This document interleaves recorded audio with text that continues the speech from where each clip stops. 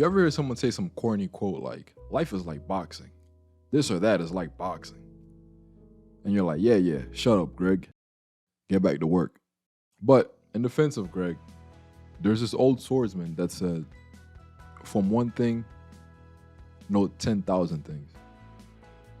I mean, he could have been talking about math, but was he though? In this video, I'm going to tell you how Israel destroyed Hezbollah, but from a perspective you never heard before. And you're probably wondering, who the hell is this guy? I'm actually your dad. No, I write about geopolitics and talk trash on Twitter. So without further ado, let's get into it. On Friday, September 27th, Israel launched a series of airstrikes that eliminated Hassan Nasrallah, the leader of Hezbollah. They dropped around 80 bombs, including some bunker busters that are specifically used to destroy tunnels and underground bunkers, etc. This strike would mark the end of an era for Hezbollah. But what happened? Hezbollah was supposedly a premier fighting force in the Middle East with combat experience that they got from Syria. I mean, why did this seem so easy? Well, I'll explain, and I'll include a personal example. Remember to hit the like button. After Hamas's October 7th attack, Hezbollah took the opportunity to reignite their long feud against the quote-unquote Zionists in Israel. They launched rockets and mortars at Israel, took some pot shots along the border, etc., etc. In my analysis of the situation, Hezbollah's plan was to get Israel to fight a two-front war by baiting them into doing a ground invasion of Lebanon. Since October 8th, the resistance in Lebanon is engaged in a true, genuine battle that can only be felt by those on the southern borderline. It is a true battle. Why would they want this? Well, because of 2006. In 2006, Israel did a ground invasion of Lebanon, and in that war, Hezbollah thought they held their own by their standards. They used guerrilla tactics and killed over 120 IDF soldiers and wounded over 1,200. They figured, hey, if we did all that back then, we'll do way better now because we have more experience due to fighting in Syria and we have way better equipment now. A war like this would put the IDF in a bad position. They would be fighting in Gaza and they would be fighting another guerrilla war in Lebanon. But there was an issue. Hezbollah can fight guerrilla wars and carry out terror attacks, but they don't have much conventional expeditionary capability. Meaning they don't have the equipment or training to conduct offensive ground operations against a world-armed country like Israel. With reconnaissance and communications and long supply chains, it's hard to guerrilla your way into invading and taking down another state. To better explain what went wrong with Hezbollah, I'm going to tell you a personal story. I practice Muay Thai. It's a style of kickboxing that originated in Thailand. In striking martial arts, there's this thing called reach advantage. It's a term used to describe between you and your opponent who has the longer reach. It's one of the first things you gotta learn how to solve for if you're a boxer, a kickboxer, etc. All else equal, let's say equal skill, equal knowledge, age, etc. If your opponent has a significant reach advantage on you, they're probably going to beat you. Low key, it's probably why girls intuitively like taller guys. But if you're trained, it doesn't matter as much. I remember the first time I sparred a guy that was like 6'4".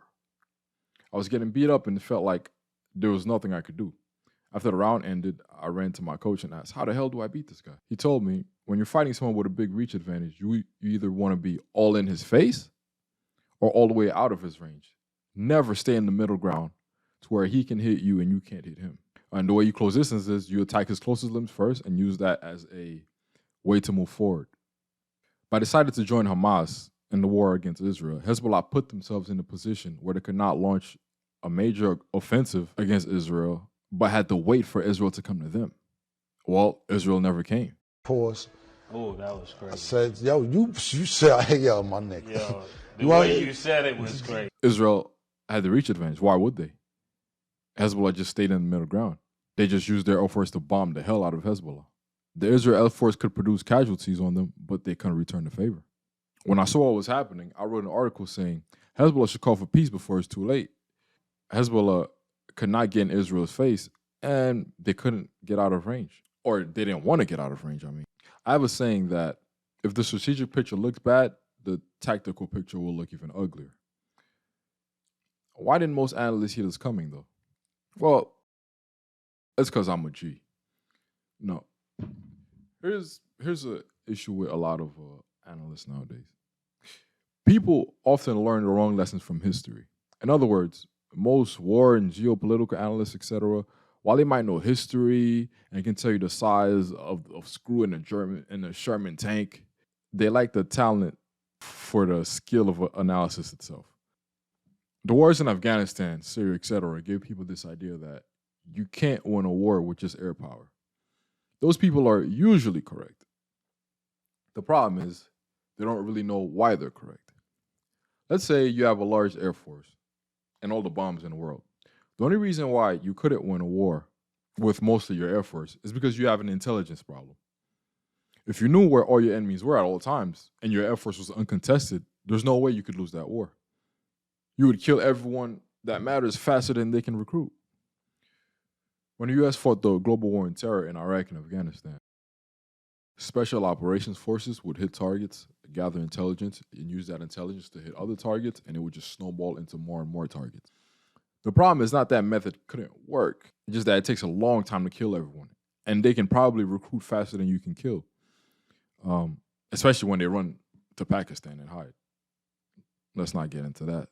But imagine if the global war on terror was fought in Mexico instead, and the CIA spent years infiltrating, gathering intelligence down there. The U.S. would have a way easier time dropping bombs and raiding targets. U.S. intelligence would have a large group of people to recruit from. They would have an easier time organizing their logistics. It wouldn't be as unfamiliar to them as being in the Middle East, where everything is different and they're halfway across the world. These U.S. failures in the Middle East were a huge reason why most analysts didn't see Hezbollah losing this quickly. In my opinion, what separates an elite analyst from a good one is knowing exactly when to disregard history. Like the U.S. and Afghanistan, Israel had air supremacy over Lebanon. All they have to solve for was the intelligence problem, and they did. Fortunately for them, they had people that were irking to get their reputation back after they were disgraced for not stopping the October 7th attack. Hezbollah also had another problem, a technology issue. When you're fighting a force that has higher tech than you, you can either go higher than them, match their tech, or go completely low tech. And I mean low tech like couriers with handwritten messages. The last thing you want is your communications getting picked up by the enemy.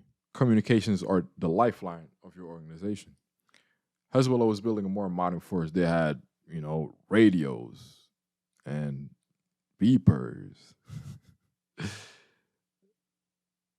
Yeah, this is a problem when the enemy is your neighbor and they conduct signals intelligence.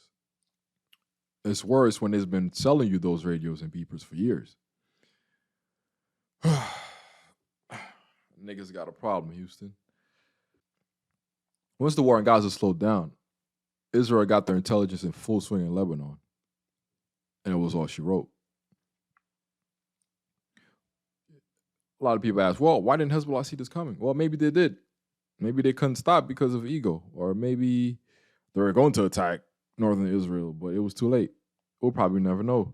I don't know. Maybe Nasrallah should have took up boxing. To finish the quote by our swordsman friend, from one thing, know 10,000 things. When you attain the way of strategy, there will not be one thing you cannot see. You must study hard. Yeah, motherfuckers already at the door. Get the loot out the flow, we gotta roll. Shit cold is just audio dope being sold. How many more times motherfuckers gotta be told? But they want us to fold, shop closed, relocate. We just opened one more, left the majors alone.